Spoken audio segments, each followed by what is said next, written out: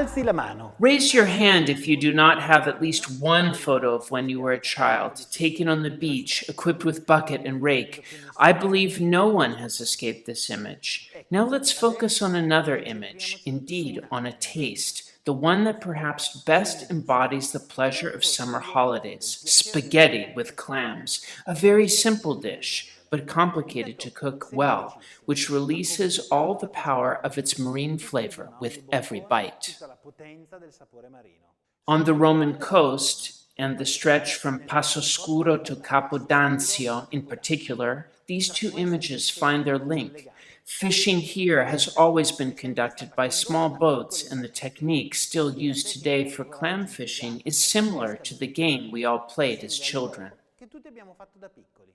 The cockle, or tellina, known by its scientific name, Donax trunculus L, is a small bivalve mollusk characterized by a triangular-shaped shell and is white with purple streaks. The cockle, also known in other parts of Italy as arsella, has a sweeter and more delicate flavor than the clam and a creamier consistency. For its development, it needs abundant and fine sand, precisely the conditions that can be observed along the Riserva Naturale del Litorale Romano, where, in fact, fishing has been practiced since Roman times. Cockle fishing requires a very particular technique. It is carried out, in fact, using rakes, just like the ones we used as children, only older and equipped with a net to collect mollusks. The rakes used are of two types, those by hand about 60 centimeters wide and pulled directly by the fishermen standing in the water, and those for boats that can reach up to 1.5 meters in width. These are simple and rudimentary tools that fishermen built themselves once using wood and today in steel. The advantage of these rakes is that they are not particularly invasive for the environment. The teeth of the rake, in fact, only scratch the sand superficially, just enough to fish for clams.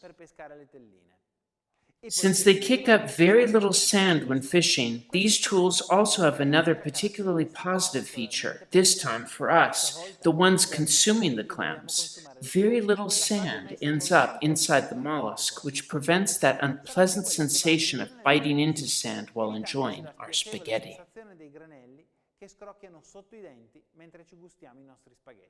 For centuries, the fishermen of this area have been nomads. They moved from one area to another depending on which seemed to be the best for fishing. It is only since the end of the 1950s that this activity has become permanent, effectively giving birth to the new villages that populate the coast. The cockle, long consumed only by the inhabitants of these places, became very famous in the 1960s, thanks to the Roman custom of consuming shellfish simply opened with oil, garlic, and white wine directly added on a crunchy piece of bruschetta bread. The capital is less than 30 kilometers from these shores, and in the golden years of the Roman Cinecittà film studio, there were several actors who went as far as these beaches to enjoy beautiful sunsets, tasty bruschetta, and delicious spaghetti. But how do you make a self-respecting spaghetti with clams? First of all, you need to open the clams. Put the shellfish in a pan with a couple of tablespoons of extra virgin olive oil, a clove of garlic, and parsley stalks. Bring the heat to medium-high intensity and cover with a lid. After a few moments, the clams will begin to open. It is at that point that you have to start removing them from the heat one at a time. Only those that are good open. Now put the spaghetti to cook. A thin spaghetti is preferable, in hot, slightly salted water.